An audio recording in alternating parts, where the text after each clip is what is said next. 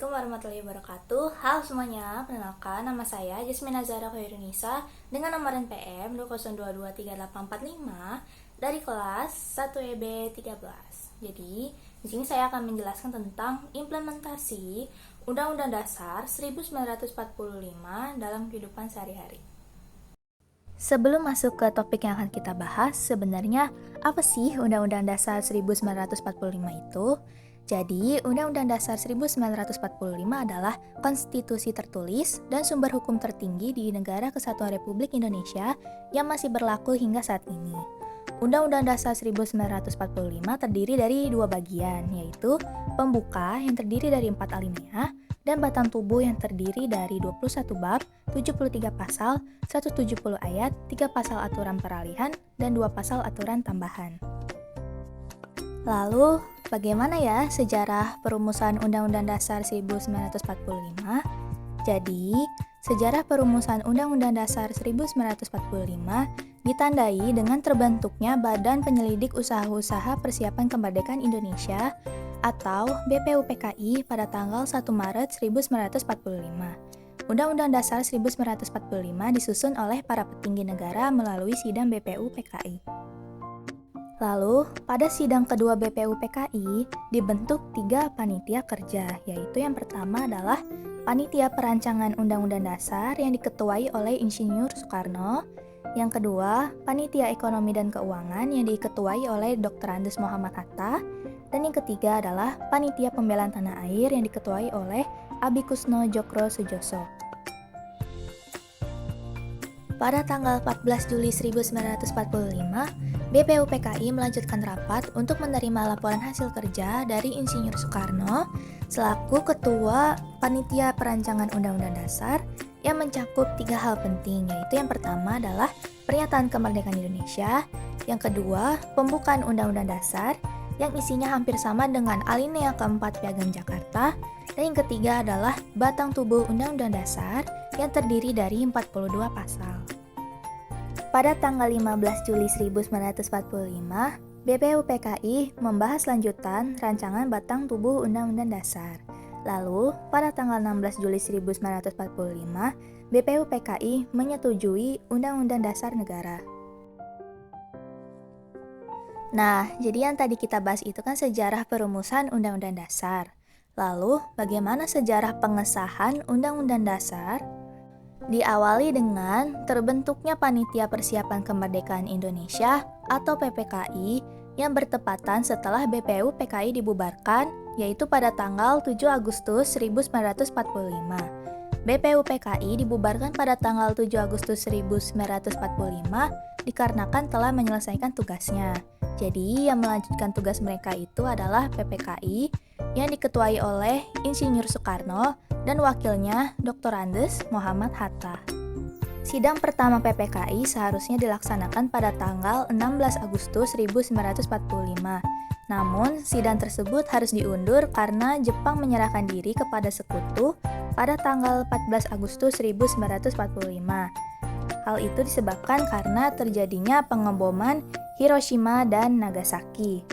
Karena Jepang menyerahkan diri kepada Sekutu, hal ini memicu kekosongan kekuasaan di Indonesia, sehingga PPKI memanfaatkan momentum tersebut untuk memproklamasikan kemerdekaan Indonesia pada tanggal 17 Agustus 1945. Barulah pada tanggal 18 Agustus 1945, PPKI melaksanakan sidang pertamanya di Gedung Pancasila. Hasil dari sidang pertama PPKI yaitu yang pertama adalah memilih presiden dan wakil presiden yaitu Insinyur Soekarno dan Dr. Andes Muhammad Hatta. Yang kedua, menetapkan Undang-Undang Dasar 1945. Dan yang ketiga adalah membentuk KNIP atau Komite Nasional Indonesia Terpusat yang bertujuan untuk membantu presiden dan wakil presiden dalam mengurus negara. Lalu, apa fungsi dari Undang-Undang Dasar 1945 itu sendiri? Jadi, Undang-Undang Dasar 1945 memiliki 3 fungsi, yaitu yang pertama sebagai alat kontrol, yang kedua sebagai pengatur, dan yang ketiga adalah sebagai penentu. Undang-Undang Dasar sebagai alat kontrol berarti berfungsi untuk mengecek atau menguji apakah perundang-undangan di bawahnya sudah sesuai dengan Konstitusi Republik Indonesia atau bertentangan.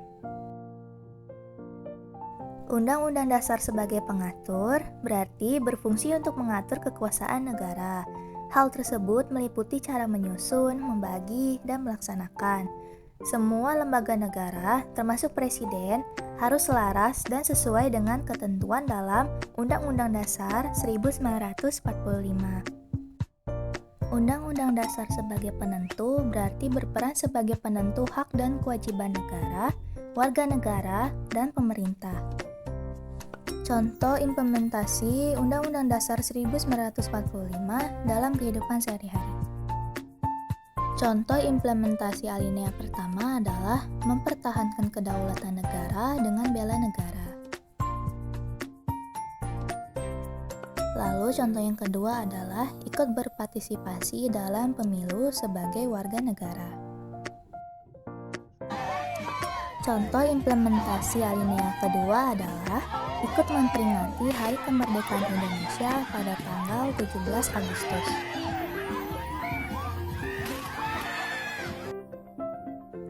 Contoh yang kedua yaitu ikut berpartisipasi dalam gotong royong dalam masyarakat, lalu pada lingkungan sekolah,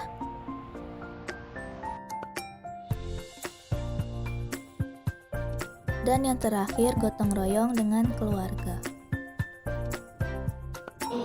Contoh implementasi alinea ketiga adalah setiap warga negara berhak untuk memeluk agama yang dipercaya dan menjalankan kewajibannya sesuai dengan agama yang dianut.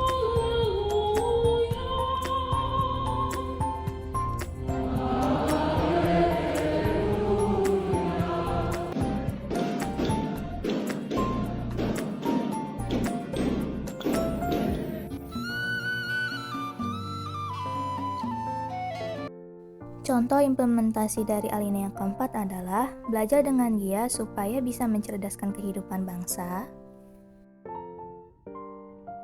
Lalu contoh yang kedua adalah tidak merusak fasilitas negara.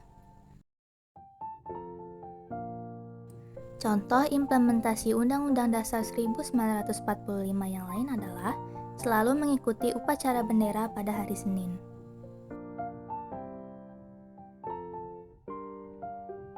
Dan contoh implementasi yang terakhir adalah tidak membedakan suku, ras, maupun budaya antar sesama. Oke, sekian dari saya. Bila ada kesalahan kata mohon maaf. Wassalamualaikum warahmatullahi wabarakatuh.